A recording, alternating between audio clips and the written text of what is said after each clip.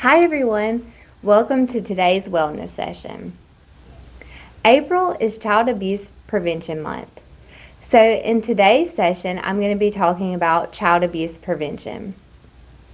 And today I'm going to share some information from the Childhelp Speak Up, Be Safe curriculum. In the Early County School System, in grades kindergarten through 9th grade, we utilize this program to educate students about child abuse and safety rules that can help keep them safe. This program uses research-based, age-appropriate lessons. So while the main points throughout the curriculum remain the same, the lessons differ depending on the grade level. First, I want to share with you some of the main points that are shared with our students throughout the curriculum. Students are taught that there are rules to help keep them safe. They are also taught that ultimately it is an adult's responsibility to keep them safe. However, there are rules that they can use to help adults keep them safe. They are also taught that they have private body parts. For example, in the middle school lessons, they are taught that private body parts are areas that a bathing suit covers on an individual. They are also taught that knowing and setting personal boundaries can help keep them safe. They are also taught that there are 4 different types of abuse: physical abuse, emotional abuse, sexual abuse, and neglect. Each type of abuse is covered and discussed in the lessons. Bullying and cyberbullying are also mentioned and discussed in the lessons when types of abuse are covered. And the last main point children are taught is that children are usually abused by someone they know. As previously stated, the children are taught that there are rules to keep them safe. Now I'm going to share the 5 safety rules from the Childhelp Speak Up, Be Safe curriculum. The first safety rule is, it's my body. The second safety rule is, ask an adult if I'm safe. The third safety rule is, I have choices.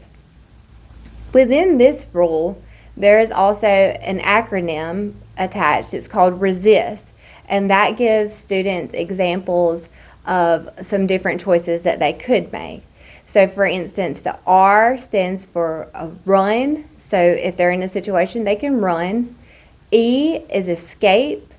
S is scream. I, ignore. The other S is stay away. And the T is tell. And that moves us right into our 4th safety rule, which is tell an adult or your safe adult. So telling someone is so important that it's listed as a choice under Rule 3 and it has its own rule. Children are encouraged to tell their safe adult. We spend a good bit of time in the first lesson talking about safe adults and how that person is an adult that you feel like is reliable and somebody that wants to protect you and someone that you can trust and depend on, and also someone that will commit to also following the safety rules. And the last rule, rule number 5, is it's never my fault. In addition to what children are taught in the Childhelp Speak Up, Be Safe lessons, a letter is sent home to parents to inform them about signs of child abuse and what they can do to help keep their children safe. The first thing I want to share with you is 5 things to know about child abuse, or 5 things parents should know about child abuse. The first is that there are 4 types of abuse.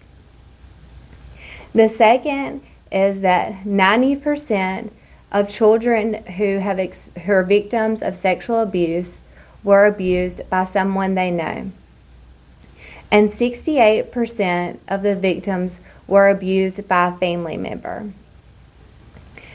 The third is child abuse can happen to any child, boy or girl, any age, regardless of their race, background, culture, religion, or income level. The fourth one is child abuse hurts children in many ways. It can hurt them today, so the immediate effects could look like poor performance at school, and it also puts them at an increased risk for future abuse or for it to happen again. And it can also hurt them tomorrow. So as the child grows up, they're at an increased risk for drug and alcohol abuse, mental health problems, relationship problems, or engaging in unhealthy relationships, and engaging in risky sexual behavior. The fifth thing to know about child abuse is that it's hard to detect, especially in children, and there may be no signs at all, and no visible signs of abuse. Many cases of child abuse are not reported, and adults can change that and help prevent child abuse. Next, I'm going to share 5 things that parents can do to help keep their child safe. The first one is to talk to them. So let your child know that you're there for them and truly listen to them and believe them when they tell you something. The second one is pay attention and ask questions. So pay attention to what they're doing, who they're with, where they're going, who they're choosing to spend a lot of time with. Get to know those people that they're spending a lot of time with and ask questions. This will not only help you become more aware of your children, what your child is exposed to, but it'll also let your child know that you care.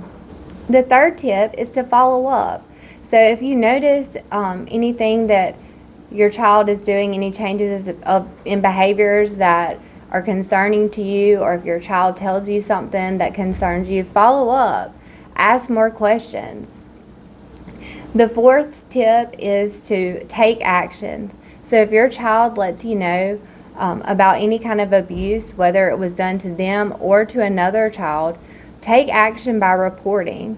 You can report any suspected child abuse or neglect by calling this number, 1-855-422-4453.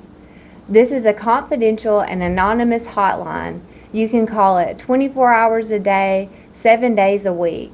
And the person that you speak to on the other end of the line will help you figure out what the next steps are. It's better to report it than to wait and see if something happens again.